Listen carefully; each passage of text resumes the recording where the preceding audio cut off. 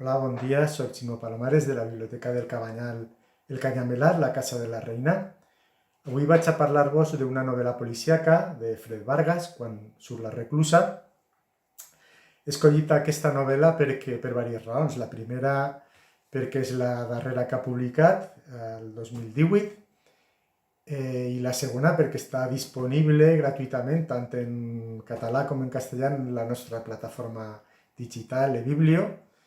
Si teniu carnet de la biblioteca, només teniu que entrar en aquesta plataforma i vos podeu descarregar el llibre, i si no, es podeu enviar un e-mail i encara que no tingueu carnet, podeu aconseguir també aquesta novel·la. La tercera raó per la que he escollit la novel·la de Fred Vargas és perquè jo sóc un fan apassionat de tot el que escriu. Em pareix que és d'una qualitat extraordinària.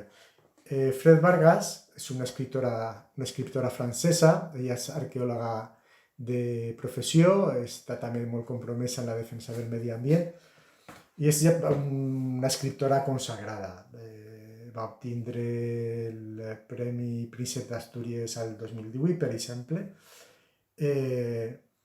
Aquesta novel·la està entre les 20 novel·les que més s'han llegit en els 2 darrers anys en la nostra biblioteca.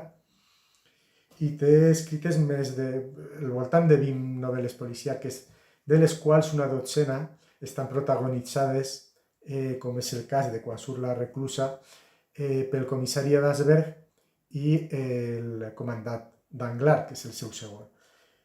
Les novel·les estan ubicades a París, en una zona a prop del Boulevard Saint-Michel, i tots els seus relats tenen sempre molt bon ritme, tenen uns diàlegs molt brillants, i a mi m'agraden en particular els personatges, no?, que trau, perquè són molt singulars, si se vol una miqueta exagerats, un poc surrealistes, però resulten molt divertits. I això pel que fa un poc als personatges, perquè la trama és sempre una trama policíaca impecable.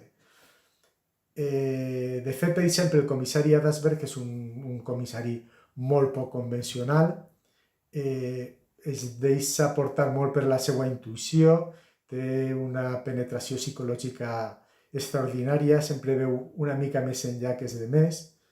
Per contra, Danglars és un poc el contrapunt, és un personatge molt més pragmàtic, és d'una erudició enciclopèdica. El seu problema és que està completament alcoholitzat. Ell adverteix que a partir de migdia ell realment no aprofita per a res, no? Quan surt la reclusa, arranca en unes persones mortes per la picadura d'una xicoteta aranya, la reclusa, que en principi no és mortal. També al llarg de la novel·la apareixeran unes persones que a l'edat mitjana es recluïen per viure separades del món, vivint de la caritat per motius d'ascetisme o per motius religiosos. També és un punt que va aparèixer.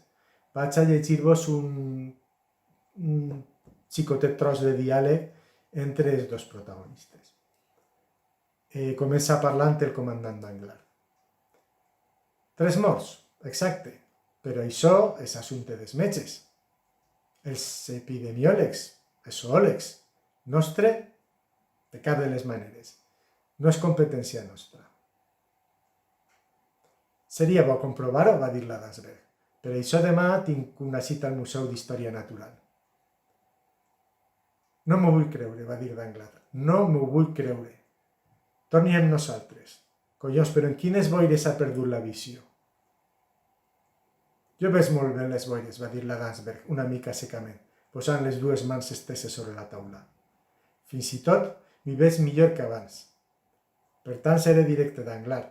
No crec en una multiplicació de recluses. No crec en una mutació del seu verí, tan gran i tan sobtada. Crec que aquells 3 homes van ser assassinats. Assassinats, va repetir en Danglars. Per recluses? L'Adasberg es va prendre un temps abans de respondre. Les seues mans van abandonar la taula i van ballar una mica per l'aire. en certa manera, sí. Bon, animar-vos a que llegiu a Fred Vargas, que és sempre interessant, que passeu un bon confinament i aprofiteu per llegir.